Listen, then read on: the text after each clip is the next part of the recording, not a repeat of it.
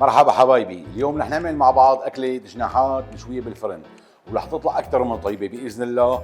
رح ننتقل للمقادير وأقول لكم كيف تتساوى، بإذن الله بتطلع شغلة أكثر من ذهب. هلا هون إخواتي معي كيلو ونص جناحات، أنا متخلص من الريشة زيادة ما لها شغل. معي هون كم سن توم، معي معلقتين معجون بندورة، ومعي معلقة معجون فليفل، سواء حدة أو حلوة أنتم حرين الاختيار.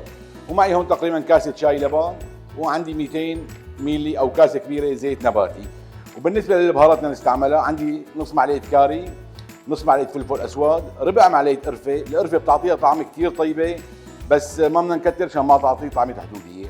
وعندي معلقه باربيكا، ومعلقه ونص كزبره يابسه، ونص معلقه زنجبيل. هلا بدنا نخلطهم مع بعض. اخواتي ضروري ما ترشوا البهارات على الجناح عشان ما سواء تجي عليه نكهه معينه، لانه بتطلع طعمه مو جيده.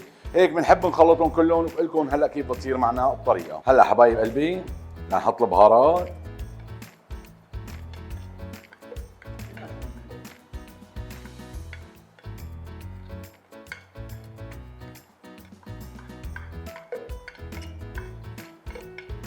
هلا هيك طبعا بس تخلط معنا البهارات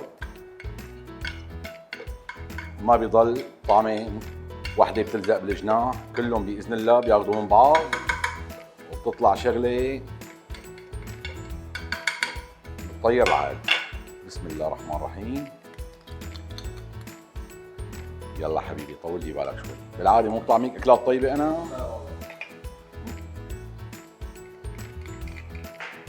اخواتي مثل ما قلنا الفليفله سواء بتحبوها حدة او حلوه، او فيكم تحطوا شوي حدة وشوي حلوه. انا شوي بحب الحد، حطيتها كلها حدة.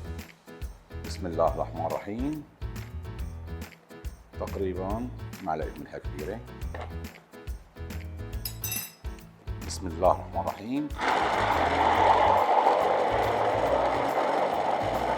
شايفين اخواتي القوام طالع بطير العقل، والوان شغله بتجنن. هلا ننزل الجناحات. هلا ننزل بالصوص كله عليهم. لازم يكون الصوص شوي مبحبح يعني، وبيخلي الطعمه تفوت لجوات، مو اللحم، لجوات العظم. بسم الله نعملهم هيك تحريكه مع بعض، مساج يعني على الناعم الناعم. شايفين اخواتي اللون ما احلاه؟ هذا هو اللون اللي احنا بدنا نوصل له. انتم فيكم اي كيس نايل او اي شيء بيمشي الحال، انا عندي هلا هذا متواجد وجيد بيمشي حاله. ضروري هيك نخنقهم يعني ما يفوت عليهم اي هواء. وهلا على البراد اخواتي بعد ساعتين ثلاثه باذن الله بورجيكم كيف بتصير، وبتطلع باذن الله احلى اكله جناحات، شغله بتطير العقل. وهلا الجناحات بعد ما قعدوا معنا تقريبا شي 3 ساعات شق عليهم. شوف لي على هاللون، شوف لي على هالقوام، ما شاء الله شغله خياليه.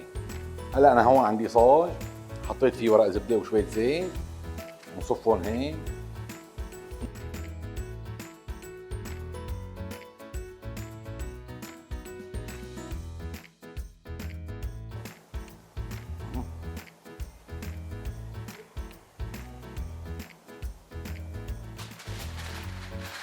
ضروري نسكره منيح ورا القصدير، يعني ما نحاول ما يطلع منه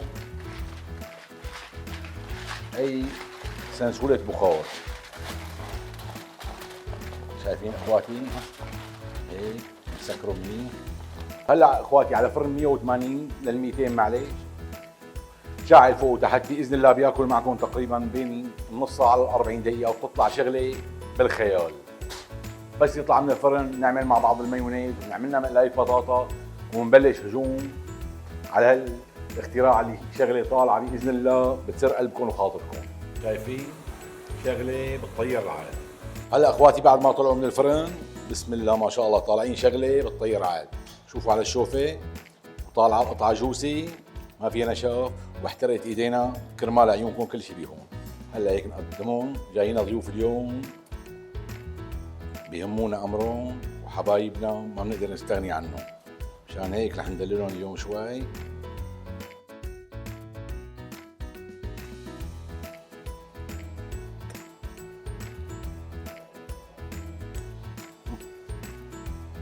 ما بيطلع لنا ندوق معلم يا محمد. شوف شوف شوف على الحركه، شوف رايح حنيفه. شايفين اخواتي مجرد ما سحبنا العظمه طلعت لحالها، والدجاج طالع معنا شغله اكثر من ذهب. اخواتي طالعه شغله باذن الله بتطير العالم باذن الله. جربوها ورح تعتمدوها وتصيروا تسووا بهالطريقه هي. كان معكم اخوكم ابتاج، ان شاء الله الف صحه وهنا حبيباتي.